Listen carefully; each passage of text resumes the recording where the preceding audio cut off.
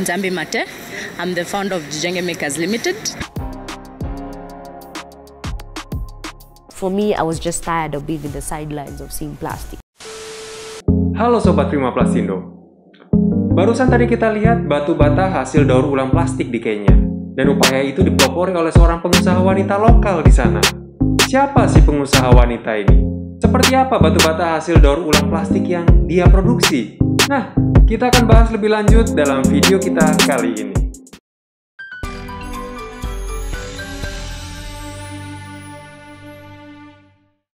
Sebelum lanjut, jangan lupa subscribe channel ini agar Anda tidak ketinggalan informasi inspiratif seputar bisnis dan industri plastik.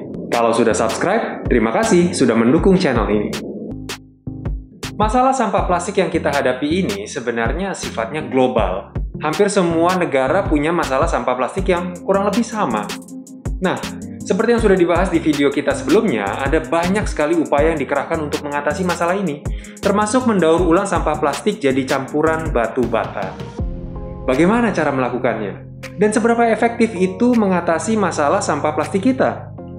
Untuk membahasnya, kita pertama-tama akan lihat ke Kenya dulu. Di Kenya, masalah sampah plastik itu sudah menjadi masalah yang sangat parah.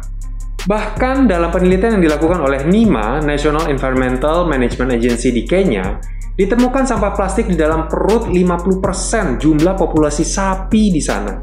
Parah sekali.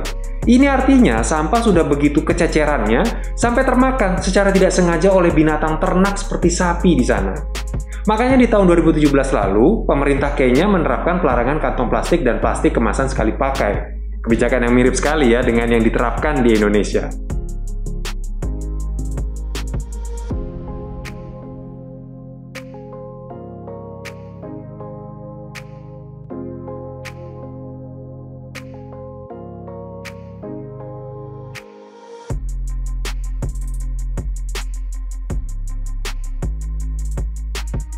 Tapi meskipun kebijakan tersebut cukup berhasil menekan pemakaian plastik di level masyarakat, tapi limbah plastik skala industri masih belum bisa terkendali dan menjadi masalah yang cukup besar juga. Makanya ada seorang wanita yang tergerak untuk menghasilkan solusi masalah sampah plastik di Kenya. Seorang wanita bernama Nzambi Mate.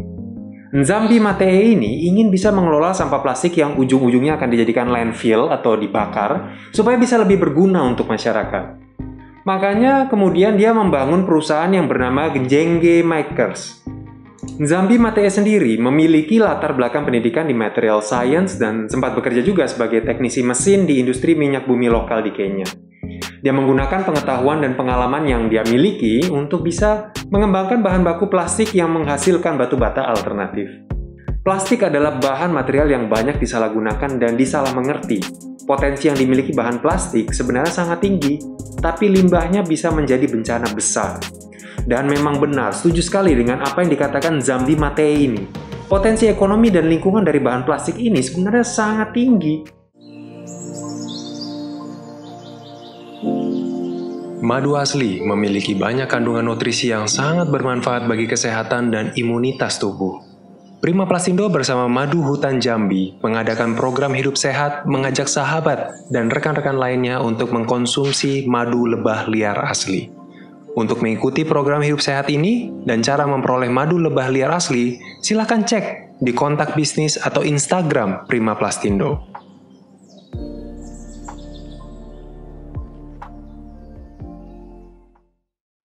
Bahkan kita mungkin ingat ya, awal plastik ini ditemukan dan diproduksi adalah untuk menjadi bahan yang sangat ramah lingkungan. Karena sifatnya yang tahan lama dan bisa didaur ulang berkali-kali. Tapi yang ada sekarang, karena tidak didaur ulang dengan baik, sifat kuat dan tahan lama plastik ini malah jadi senjata makan tuan untuk kita sekarang ini, akibat dari penggunaan yang sekali pakai. Nah, kembali ke Nzambi Mate ini. Sejak 2017 dia banting setir dan keluar dari pekerjaan yang sebelumnya dan konsentrasi, meriset serta mengembangkan batu bata dengan campuran daur ulang plastik. Mate sendiri mencoba mencampur pasir dan semen dengan cacahan limbah plastik yang dikumpulkannya dari banyak pabrik kemasan dan juga para pengepul dengan komposisi yang pas untuk memproduksi batu bata untuk paving block atau cone block. Nah, dari hasil riset dan pengembangannya ini, Matee rupanya menemukan bahwa batu bata plastik miliknya ini ternyata lebih kuat daripada batu bata beton biasa. Produk kami lebih kuat 5-7 kali daripada beton pada saat Matee diwawancara oleh Reuters. Ternyata molekul polimer plastik di dalam batu bata tersebut menjadi senyawa pengikat yang sangat kuat, sehingga batu batanya jadi lebih kuat tekanan dan tidak mudah retak atau pecah, seperti kalau dibuat dari bahan beton full. Dari sini Matee mulai memproduksi massal batu bata plastik ini dan sekarang sudah punya kapasitas produksi 1.500 buah batu bata per harinya.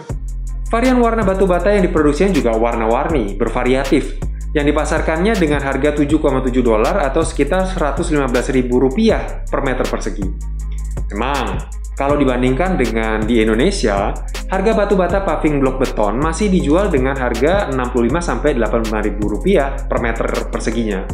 Jadi batu bata plastiknya Matee ini memang masih agak tinggi harganya. Wajar sih sebenarnya, karena industrinya masih bisa dibilang tergolong baru. Kalau jumlah produksinya bisa lebih ditingkatkan lagi, modalnya pun bisa semakin ditekan, sehingga akhirnya harga jualnya bisa semakin jauh bersaing lagi.